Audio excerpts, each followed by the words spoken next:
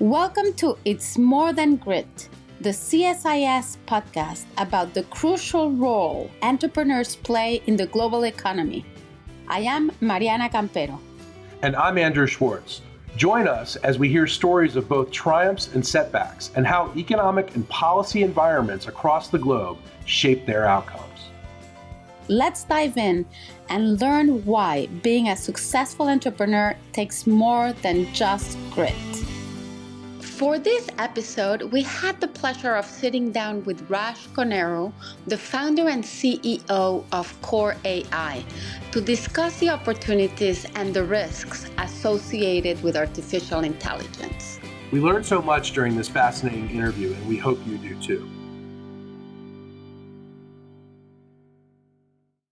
Raj, welcome to the show.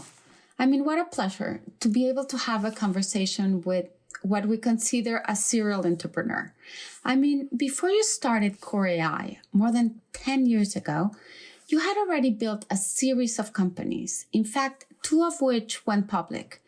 What has been the motivating force behind all of these ventures? Well, the biggest motivating force is the changing technology landscape. So every change that has happened over the last 30 years that I've been doing this, that provided an opportunity to increase efficiencies of all the large enterprise customers that we deal with. So going back into the early 90s, it was the implementation of ERP. ERP was a new wave, and it, brought data together from different parts of the company into a single system and provided visibility to the management and to each department about what's going on in a large enterprise.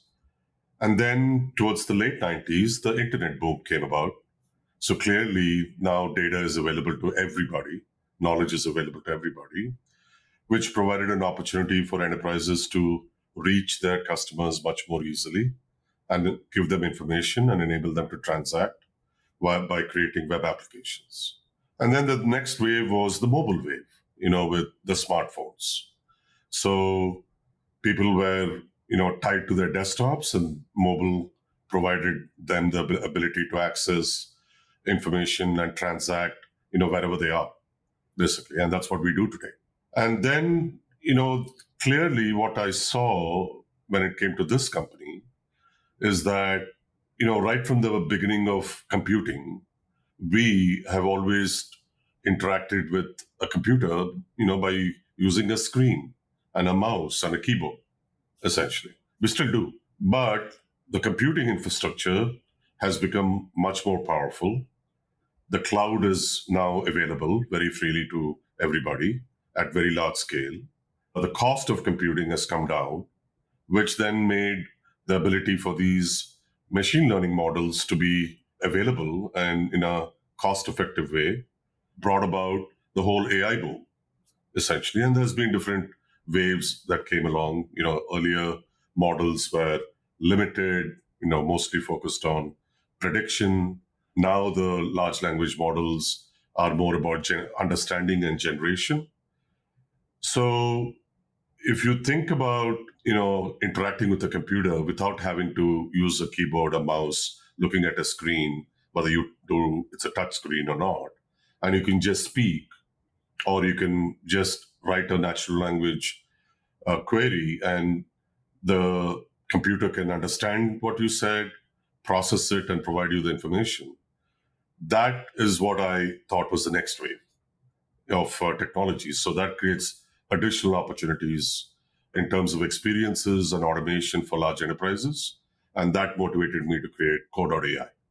Well, clearly you were thinking right about AI as it's just exploding right before us. But before we get into some of the work you're doing now, I wanted to ask you, you grew up in India, you graduated from one of its famous tech and science universities, and now you're between the United States and India. Can you tell us a little bit about your journey? Well, I came here, when I was relatively much younger. So I came here to study, in US universities. And I studied computer science, but I realized very quickly that what was being taught in the university was not what was actually useful in the real world in terms of building business applications. So Because things were moving too fast, or yeah, I think at the time, universities were teaching concepts as opposed to practical use of technology. So I dropped out and started to work, and it was a pleasure to see how work gets done in the US. It's much more open, much more organized. There's clarity all the way from top to down within an enterprise. It's mission driven, which is very different than what India was in those days, basically. So my childhood in India and my college education in India gave me a foundation, but my experiences in the US, gave me the confidence, to be able to be innovative and build things as opposed to just follow a straight line. Raj, what are the biggest challenges an entrepreneur has to face in India? Up until very recently, hundreds of engineers, computer scientists, you name it, came to the US and stayed to build great companies. I mean, even the internet. Is that changing now? Well, I mean, it's changed over time, but for the most part, the Indian engineers and the technology companies that have grown over the last 30 years have mostly been technology services companies as opposed to IP focused companies. So while you had great talent available, that talent was being sold to US companies as just labor, at a lower cost labor. But things have changed now. Now we're starting to see technology actually being built in India and utilized by enterprises in India and consumers in India, and also globally. There are few examples, but good examples. And there's a small investment industry, venture capital, growth capital, that's now evolved essentially. But for an entrepreneur in India, the biggest market in the world that they need to access if you build any technology or product or IP is the US. So if they don't have experience in building a product, marketing it, selling it, supporting it into a US audience, whether that's a consumer or an enterprise, they just are not going to be able to do that really well. So that's what they all struggle with for the most part. Because, you can try to sell technology into India, into the Indian ecosystem, but that's a much smaller market, basically. So when we look at it, 70% of IT spending is in the US. Maybe about 20% is in Europe, and the rest is in Asia and South America and other places. So I think a few companies have figured out how to build there, but access markets that are the prime markets like US and Europe. And that continues to be the biggest challenge for Indian entrepreneurs who build IP. But the IT services companies have flourished. They've all grown to multi-billion. The largest is about 30 billion in revenue. So that concept of enterprises using back, labor from these IT services companies, has worked really well. But I'm also seeing another trend, which is almost every large company now has, a presence in India.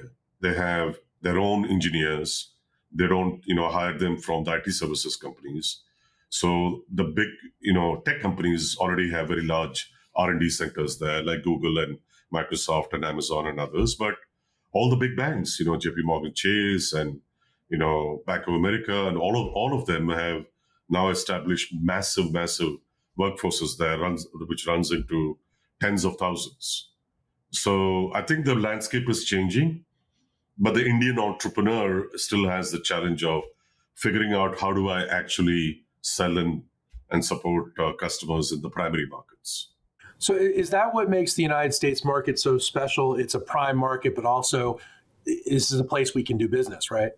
If the question is what makes the US special, I think my answer to that is the spirit of innovation. That's number one. The appreciation of American management for innovation from wherever it may come from, the availability of capital to fund that innovation. Also, the pace at which decisions get made. If there's a good product, There's a quick proof of concept done, and then people try it in production much, much faster than they do in Europe or other markets. So it's a dynamic market, and there is a true appreciation for technology adoption. And they don't care, the color of the skin of the person who's creating the technology. The concepts and the ideas are the biggest thing that makes US really special. Before I ask you about AI, let me just ask you, what has been your greatest challenge from a business perspective? What is the hardest thing to get right? I mean, from a business standpoint, anytime you start a company, getting to build your product and delivering it to the first set of customers is always the toughest. So the market should be ready for you, and you should be at the right time, at the right place to get a good start. If you're too early, you have a problem because you'll have to wait for the market to be ready for your product. Catch up. Or if you're too late, then you're too late. Somebody else is ahead of you. So the challenge that, for me, I've seen in multiple companies is the timing, getting the timing right. No, you always tweak your product, tweak your idea, pivot from one idea to another. And, that you need to do as a good business person and take feedback from customers to adjust your innovation. But getting the timing right is the biggest challenge in my mind. It's not inexpensive. It's very expensive if you get the timing wrong. Like in my case, in this company, we started 10 years ago. 10 years ago, there was no AI boom. And I believed in this concept of natural language processing is the next interface. You speak to a computer, you text a computer, and it'll give me what I want. I don't need to log into an application and wait through 10 screens to find what I want. But the enterprises didn't see that. And if you think about it, most people who learned technology in this country have learned technology the way it has been taught. Saying an application is a screen, and you use a mouse and a keyboard to navigate that screen.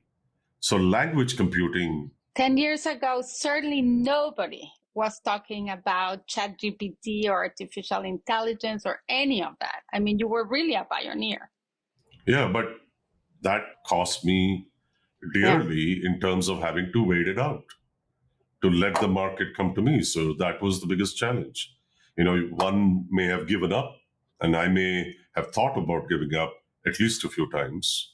But, being persistent now is paid off in hindsight, essentially. So that, I think, is the most difficult thing for any entrepreneur. So, along those lines, the United States and other governments are eager to regulate AI. What are your views on that subject, and what are some of your biggest concerns? My biggest concern is that some of these AI companies are trying to monopolize AI and try to monetize that almost like a tax. Every time you touch that model, you pay. I think this has to get more democratized and more easily available, both for enterprises and consumers and, of all ages. And I think the open source movement in building out these models is a key element of this. Like, nobody controls the internet, right? It's available to everybody. Similarly with AI, I don't think it is a good thing that certain companies control it, because then bias creeps in, their own monetization, becomes the priority as opposed for the common good. So I think the government, while it has to put some rules in place about how AI has to be used, basically, but also has to find a way to make it more freely available for humanity so that it benefits everybody rather than the few who provide these models and become, trillion-dollar companies, essentially. That, I think, is going to be the biggest challenge. It's only starting now. I believe that we'll see AI being used in everything. In your day-to-day life, you may be touching that model, thousands of times, basically each day. So when you think about that, how can you have these large model companies control that? Well, it's interesting. Our Congress seems to be trying to learn much more about AI than initially they did about some of the social media companies. I think they're realizing that was a mistake, and now they're in hypersonic mode trying to learn. Do you think that they've learned enough to actually regulate this technology?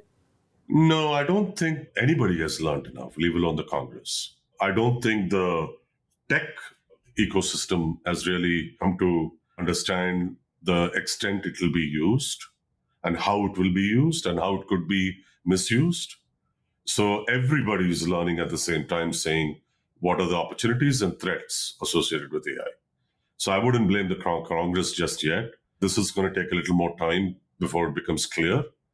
But like you mentioned the social companies, and that's a great example. Facebook and Twitter and, a few other companies, sort of were acting like gods, putting rules of what is allowed and what is not allowed. We can't allow that to happen with AI. Raj, I read today that a group of high-profile musicians, we know a lot of their names, signed a letter calling for protections against AI that could mimic not only human likeness, but also their voices. I can imagine the amount of abuses of a technology like this, right? Just think about banks that they have voice-based authentication systems.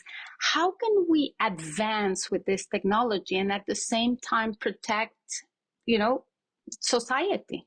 Well, copyright protection is a big element here, right?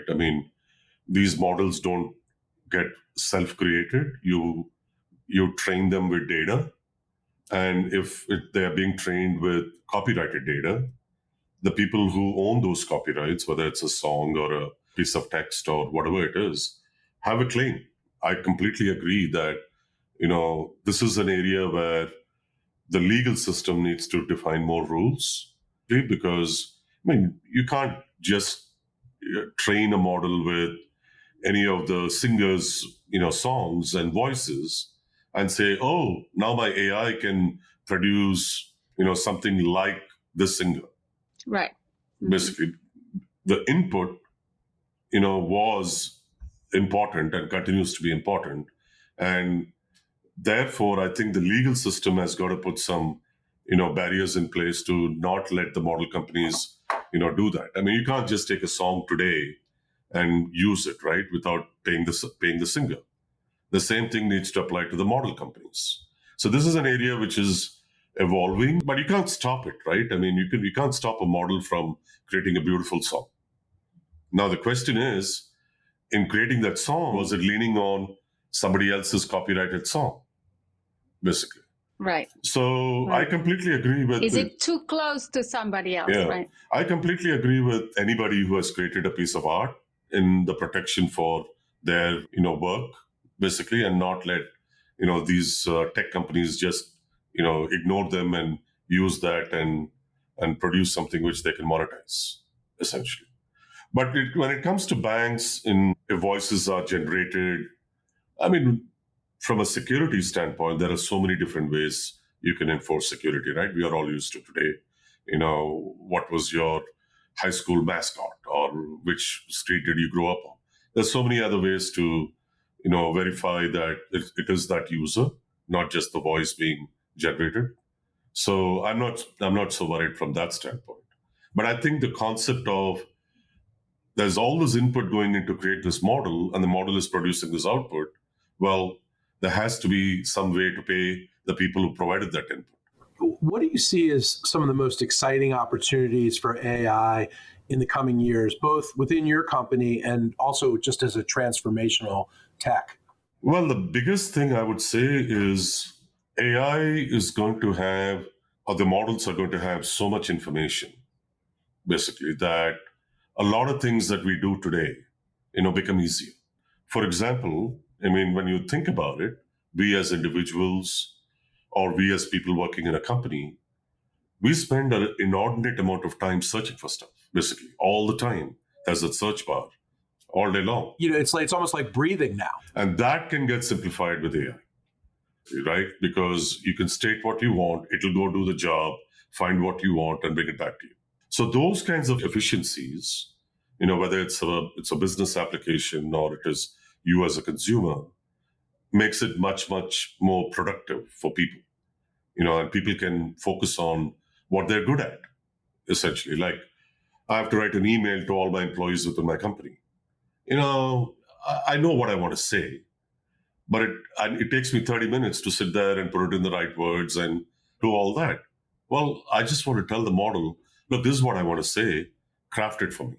And it'll craft it for you, and then I can adjust it, to my style or whatever, essentially. So these are the kinds of opportunities, small, but very, very impactful, that's going to proliferate society in every which way. Whether it's a large enterprise or a small company, scheduling an appointment. We do that all day long, for various services that we buy. Again, these companies can make it easier for consumers to schedule an appointment. You don't need to talk to a human. You don't need to go on a website and find a slot. So these are things that we take for granted, but I think AI is going to have a big impact in making it easier, simpler, like the internet did for us in terms of making information available. And it aligns perfectly well with what other successful entrepreneurs have told us.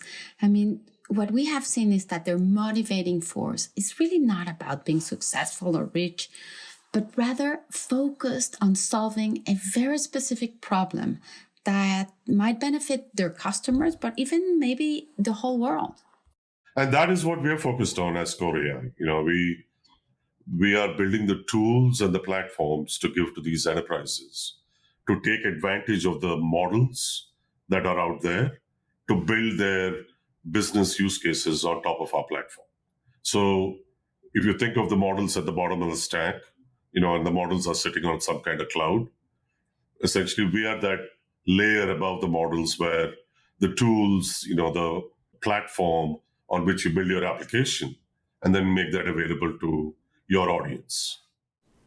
I teach at University of Southern California's Annenberg School of Journalism and Communication. And, one of the first things we do on our syllabus is talk about AI and the students' use of it. It seems to me that, the current generations of students and young people are certainly digital natives, but they're not AI natives. And the AI natives haven't really been born yet. So to me, this is a really interesting time, because when people are born with AI being a prominent technology that everybody uses, like a search engine, what then happens to learning? Does it just explode, or does it contract? Do people become less intellectually curious, more? What do you think about that? I don't know if you think about it, right? We, Andrew, I suppose you and I were not internet natives, right? But we adapted it and we got great use of it. We use it every day. So similarly, the kids in school today are not AI natives, but they're digital natives. And they'll pick up AI as effectively as you and I picked up the internet. But learning as a whole, I'm very optimistic that AI is going to make it much, much, much more efficient and focus the students more on what's important. And their ability to learn, speeds up, and they can learn more over time. And I was talking to a Wharton MBA student yesterday, and she was telling me that, like, hey, we don't have to be in classes anymore. We use AI so much to learn that, like, it's made our life much more efficient in terms of learning. And I was like, that's incredible. Yeah. So, but you also lose the human touch.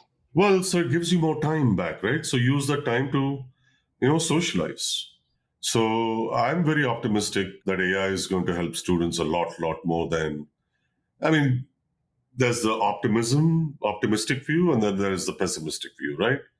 I'm on the optimism side, saying that this is going to be great for students and teachers. We're optimistic too. This is an optimistic podcast for sure.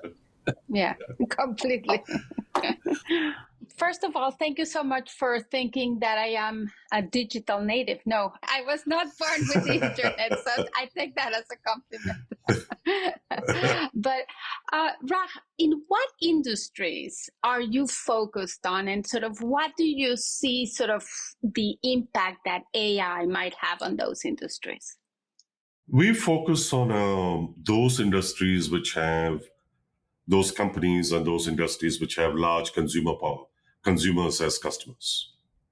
So that's our main criteria to engage with from healthcare to banks, insurance companies, healthcare, governments, high-tech companies, essentially communication companies. So all those companies have these large consumer bases, millions of millions or tens of millions or hundreds of millions. So when you have such a large customer base, you have to worry about your brand. You have to worry about how do I serve those customers efficiently. So that's where AI becomes very valuable in customer service, in acquisition, in being able to represent the brand effectively. And it has a huge impact. One of our top customers is a very large bank. And I was with their management 2 weeks ago. And they said like a 1% automation into their contact center is equal to $16 million in savings for them. wow. So now think about it. While that made the dollar impact in terms of savings, I'm also changing the experience for the consumer. I'm making it a much more pleasurable experience where the consumer can speak freely to the bank and the bank's product will give the right information, save time for the consumer, and give a very, sort of natural experience, as opposed to I call them and they say press one, press two, or say this or say that, and you're in that hell of trying to navigate that menu, and then you have to wait on hold for an agent. So we're having that impact on both sides. So right now, we process enormous amounts of engagement. Over 200 million consumers use these experiences that have been built on our platform, essentially. And we handle over 5,000 experiences each second. So that I think is the biggest impact, and that's why we focus on those kinds of industries. With that kind of volume that you're doing, it brings up the subject of chips. Everybody is talking about chips and chip shortages and the importance of securing the latest and most powerful chips. Are you at all concerned about your own business and having enough chip supply to allow you to keep growing and growing the capabilities of your model? Well, first of all, we're not building a model. We provide we don't build a model, right? Basically. So we're not in the model building business, and I don't have the same problems that OpenAI or Anthropic or others may have. We are in the business application business of providing the platform and the tools to enable an enterprise to build an application for their consumers. So the chip shortage affects people who build the foundational model a lot more than the enterprises who put their applications on top of that model. I see. My opinion is the chip shortages will go away over time, because it's simple, right? There's demand. Somebody is going to provide the supply. Money is there to be made. So I think the chips, as always, will get smarter and can handle more processing power over time for AI type of workloads, and they will get cheaper as well. And that's the nature of chips for all of our computing history. And I think the same thing will happen here. So I'm not worried about the chip shortages. I think this will sort itself out, over the next few years, and there'll be enough supply for everybody to use. Raj, before we let you go, let me just ask you one last question. If you had to give a word of advice to a young entrepreneur that wants to venture into the AI world, what would you say to him or her? Well, there's so much opportunity right now to use AI to affect every industry, every type of application. And I think the best advice I can give that entrepreneur is don't get caught up by the hype. Figure out which problem you're choosing to solve and make sure that you're solving it with AI and not just, hyping what you're solving as AI. And go talk to your customers, potential customers, if you don't have any customers, and understand if they're going to get value, true value, if you provided that product, and then go build it. So even in our company, we have this new product that we are conceptualizing. It's an AI product, in addition to all the products we have today. And I was sitting with the product manager the other day, and he did a good job of the research and everything else. And to me, it makes sense. But who am I? I mean, I'm a nobody. The guy who's going to pay money to buy the product is the person we need to go and talk to. So my advice to these entrepreneurs is don't be overconfident in your own self-belief. Go talk to the people who you want to get business from and make sure that they think what you're going to build is of value before you build it. It's great advice. Thank you. And it's very interesting, Raj, because a lot of the entrepreneurs we have spoken with, start with exactly that, right? Sort of, they're trying to solve a problem. And that's sort of what is really their motivating force behind sort of their ventures. So you're right there. You should make sure that you are in fact solving a problem. And that's the only way to do that is to go ask the buyers. Absolutely. Seems very simple, right? Yeah. Raj, thank you so much for your time today. This has been a great discussion, and I think we've all learned a lot from you and your experience. So thanks. Thank you so much, Raj. Thank you, Andrew. Thank you, Mariana.